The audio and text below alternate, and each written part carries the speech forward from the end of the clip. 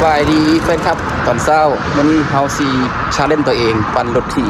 จากเมืองตะแคไปเมืองมาไซแล้วเมืองบุรพาซึ่งใช้ระยะทาง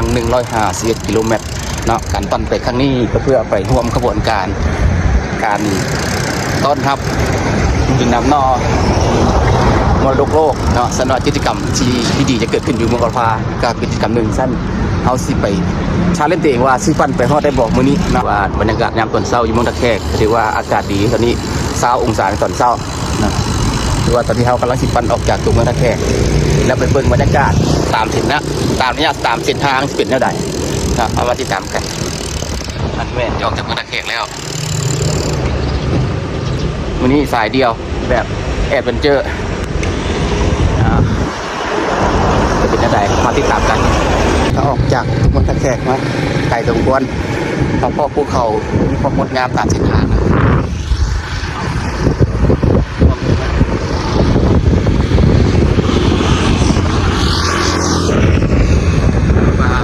งามหลายเนาะ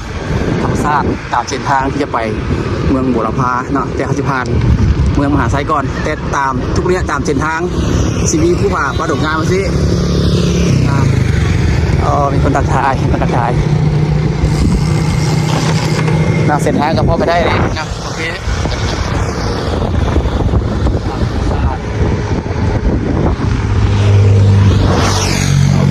เดี๋ยวสิไปต่อเราปูสองภาคทางงามหลายตามเส้นทางงามมีรถไงรถทัวร์มาอยู่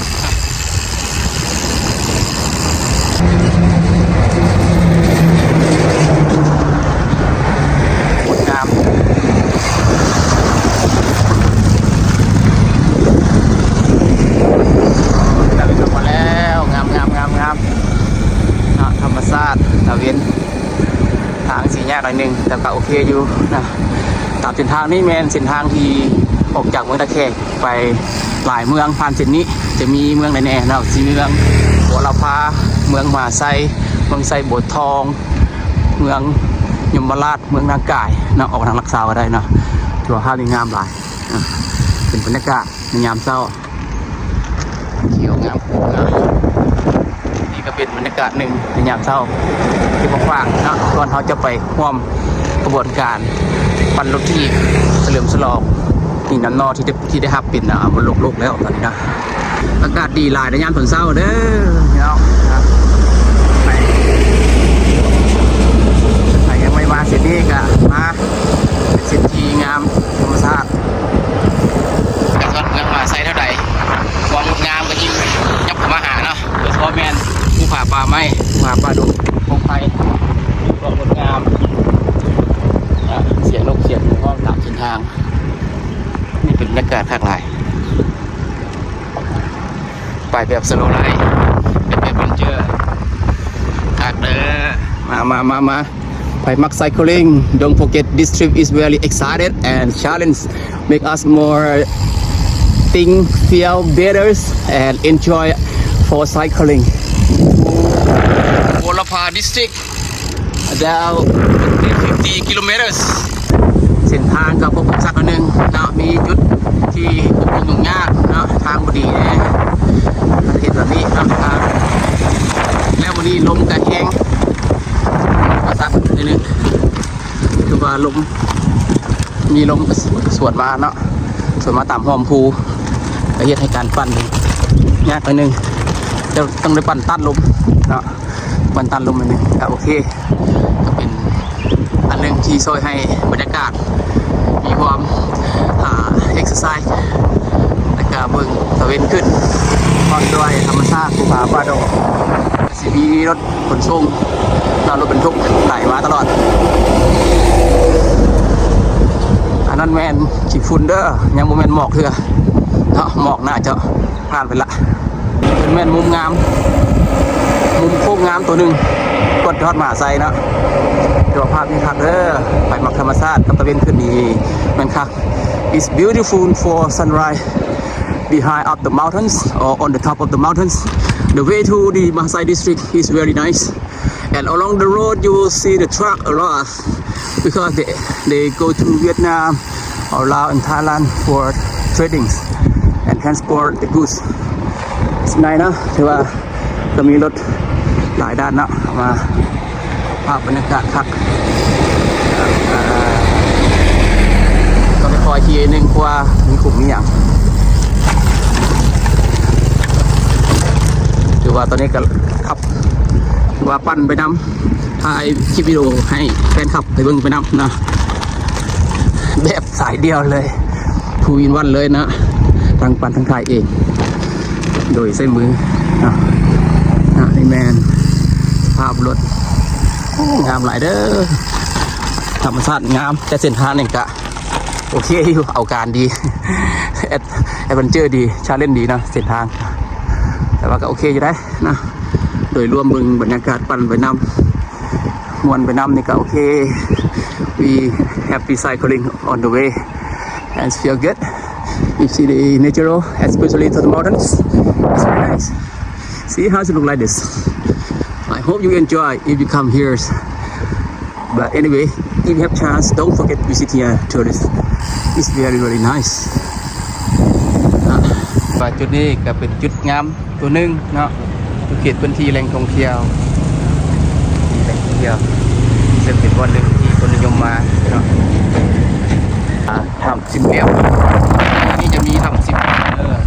มเรียบเข้าไปในเป็นแหล่งท่องเที่ยวหนึ่งที่น่าสนใจทำซิมเรียบเนาะจะมีการไปวัดกินนี่แมนครับ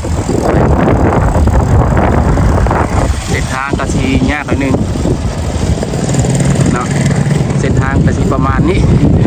ค่อนข้างจะได้พบความลำบากหน่อยนึงแต่ว่าก็โอเคนะธรรมชาติมีความงดงามความงดงามนะที่เรายกไปมาตลอดตอนนี้แหละปัญหาใส่แล้วลงแห้งเข้าลงแห้งหลายสังเกตแห้งลงก็ซักแต่ว่าก็เป็นสิ่งชาเลนจ์ให้เขาผ่านไปลงแห้ง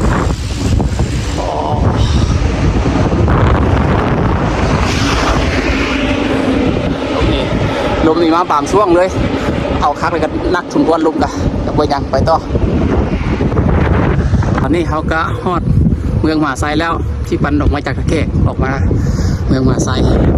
ไอ้คนหยุดเมืองมหาไซแล้วตอนนี้นั่นกันกับเมืองมหาไซถือว่า46 กิโลเมตร46 กิโลเมตรตอนนี้เข้ามาฮอดเมืองมหาไซแล้ว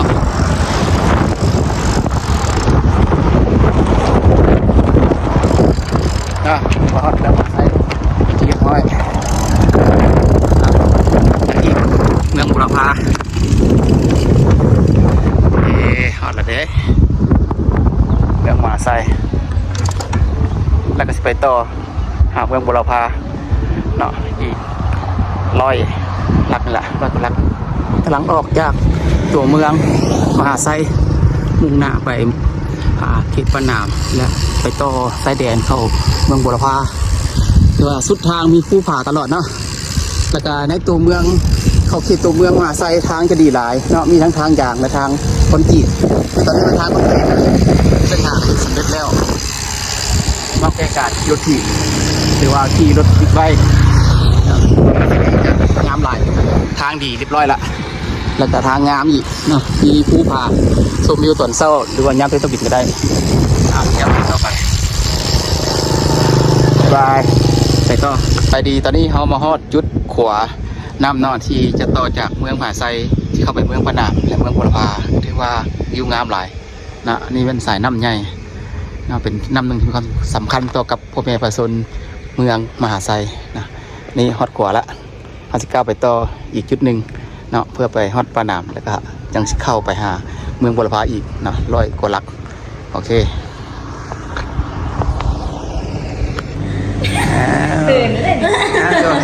ก็คือห้างนี้เปิดโดนแล้วอ่ะโดยเดือนป่าเข้า2 เดือนแล้วบุได้มาครั้งแรกกันนี่สิลงคลิปโฆษณาให้อันนี้ป้อมน้ำมันเปิดใหม่ของพัสอยู่เมืองมหาไซวิวงามเด้อนี่เข้ามานี่เห็นวิวงามเลยสุดยอดนี่จุดชมวิวดีใครได้มาเราอย่าลืมถ้าจะได้เห็นขัวฟ้ากันอีก เคดูธรรมชาติงามคึกคักเอินก่อนจะไปบุรพาต่อมีคาปูชิโน่ปั่นบ่ โดย เอาฟูชิโน่ปั่นให้ได้ว่าหวานหลายคักนะครับมีเมนูเพิ่นจุดหนึ่งที่มีวิวงามหลายข้างหลังเนาะมีภูผาแล้วก็มีเข้าที่กำลังจะเกี่ยวสุกเลยเนาะเบิ่งภาพนะในแมนธรรมชาติตามทางที่จะไปฮอดปานามออกจากเมืองหาไซมาพ่อแม่ประชาชนกำลังจะเกี่ยวเข้าไปสุกแล้วเนาะถือว่านี่ก็เป็นความสุขหนึ่งที่ปั่นมาก็เห็นธรรมชาติแล้วก็เห็นภูผาป่าดงที่มีความงดงามเดี๋ยวฮอดปานามไปต่ออีกเนาะตอนนี้หาก็ได้อยู่71 หลักแล้วโอเคเราก็ฮอดเขตจุดปานามแล้ว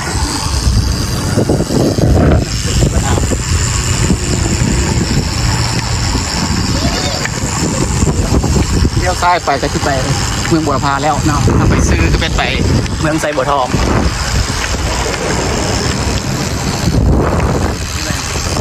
วงเวียนเนาะเรียกว่าเป็นจุดวงเวียนของปานาม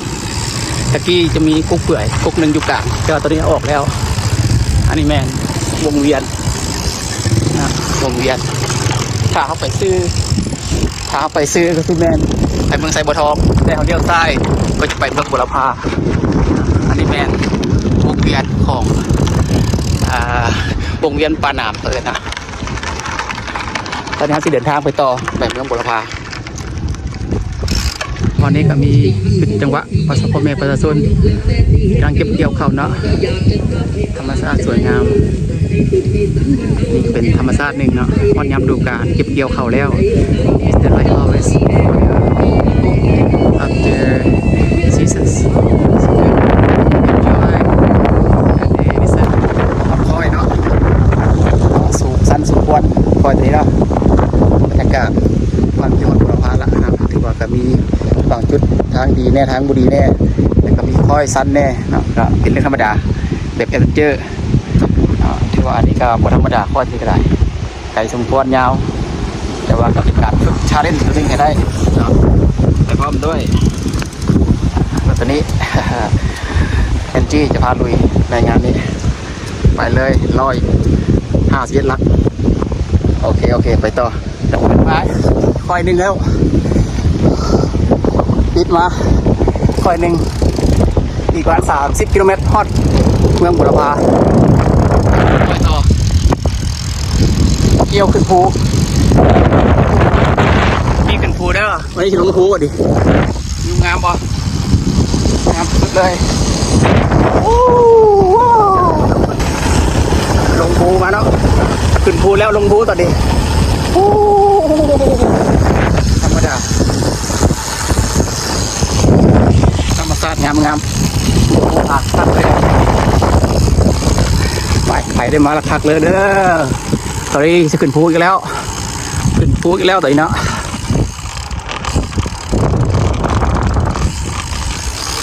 โอเคขึ้นไปก่อนไปดิฮอดเขตเมืองบุรพาแล้วเนาะอันนี้แมนเขตแดนระหว่างมหาไซต่อเขามาหาเมืองบุรพาเนาะอยู่ข้างหลังเขานี่กาแมนป้ายที่บอกว่าเป็นยินดีชาวเมืองบัวละพายินดีต้อนรับเนาะอันนี้แมน welcome to บัวละพานะอันนี้เขตแดนระหว่างมหาไซกับบรรดาเมืองบัวละพาเนาะ this the border from มหาไซ district to connect for the บัวละพา district so we go ahead in the more closer I think around 30 kilometers and then we will be arrive in the บัวละพาsee how it look like okay นี่ครับกระปันจากเมืองตะแคจากมาฮอดมาไซก็เดินทางมาต่อฮอดเมืองบัวละพาแล้วเย้นี่เด้อประตูที่ชาวเมืองบัวละพายินดีต้อนรับฮอดแล้วโอเคเดี๋ยวบุกต่อทำต่อเซบังไฟตรงเมืองบัวละพาเขาก็จะผ่านจุดธรรมชาติเนาะจะเป็นขัวก่อนที่เข้าไปในเมืองให้เป็นขัวเข้าเมืองบัวละพาแล้วขัวนี้ก็จะมีแหล่งน้ำธรรมชาติที่มีความงดงามหลายเนาะภูผาป่าดงคักเด้อใครได้มาบัวละพาอย่าลืมซิวๆจัดไปตัวเมือง บัวละพาแล้วเนาะอันนี้แม่นห้องว่าการเมืองบัวละพาก็ถือว่ามาฮอดจุดหมายปลายทางแต่ว่ายังบนสุดเทื่อเขาสิไปต่ออีกอยู่ฮอดทำรอดเสียบงไฟจะใช้เวลาปั่นอีกระยะหนึ่งแล้วตอนนี้ก็ได้อยู่137 หลักแล้วเนาะ137 หลัก137 หลักเดี๋ยวจะปั่นไปต่อโอ้ด่านนี้หนักสมควรขึ้นผู้สูงยาวก่อนจะฮอดตลาดเสียงลือเมืองบัวละพาแข่งขมวนสุดๆเลยหันใจสมควร so tired from the hill is really hard but good for exercise and good health also good beautiful ตอนนี้ก็ฮอดแล้วเนาะทางเข้าทำรถเซบังไฟเลี้ยวขวาเข้าไปกับช่องชิเจอทำรถเซบังไฟซึ่งเป็นสถานที่หนึ่งที่จะเป็นนัดจุดพบหรือว่านัดกลางเต้นนอนเพื่อจะปั่นรถที่ตอนเช้าในขบวนการปั่นรถที่เฉลิมฉลองปีน้ำนอนที่เป็นมรดกโลกเนาะอันนี้ไก่มาจากตัวเมืองบัวละพาแล้วเราจะมาพักที่นี่โอเค let's go แล้วwe'll see เขตจะนอนเต้นอยู่ใกล้กับทำรถเซบังไฟตอนนี้เราเกิดมาฮอดสถานที่พักเสาอยู่ทำรถเซบังไฟต่อหน้าทำรถเซบังไฟเนาะอันนี้เพิ่งกะจากย่ำเต้นที่เราจองไว้เนาะถือว่าฮอดสถานที่เมื่อยสมควรแต่ว่าได้รถคู่ใจก็คือรถ BNG เนาะเป็นสายพันธุ์ของอิตาลีประเทศอิตาลีเนาะเป็นประเทศที่มีชื่อเสียงทางด้านรถทีมนี้เป็นรถที่ตำนานเนาะ100 กว่าปีแล้วตำนานเพิ่นไม่เขาก็ได้อยู่152 กิโลเนาะถือว่ามอดนี้ฮอด152 กิโลขอขอบใจหลายๆแฟนคลับเทียบชมคลิปจนจบคลิปนี้ก็เป็นสตอรี่หนึ่งที่สร้างแรงบันดาลใจหรือว่าเพื่อปลุกระดมให้สาวหนุ่มเยาวชนหันมาเล่นกีฬาโดยเฉพาะแม่นการปั่นรถถีบในช่วงการปั่นรถถีบตั้งแต่เมืองทะแขกหาเมืองหมาไซและเมืองบุรพาก็ได้พบธรรมชาติมีความงดงามภูเขาป่าดงและพ่อแม่ประชาชนได้มีการทักทายแต่ระยะเส้นทางโดยเฉพาะแม่นเด็กน้อยเยาวชนจะทักทายถามสบายดีหรือว่าเฮลโลถือว่านี่ก็เป็นสิ่งหนึ่งที่เฮ็ดให้ผู้ปั่นมีความสุขและเห็นความยิ้มแย้มแจ่มใสเยาวชนหรือพ่อแม่ประชาชนตามเส้นทางที่ได้ขี่ไปเนาะ Thank you for fan club for watch this clip hopefully this clip will make inspire for young people or the children interested for cycling or exercise especially for cycling and along the way we meet many different local people with the greeting by sabadi or hello the cyclists feel happiness and enjoy for the long trip more than 151 kilometers from Takek to Bolapha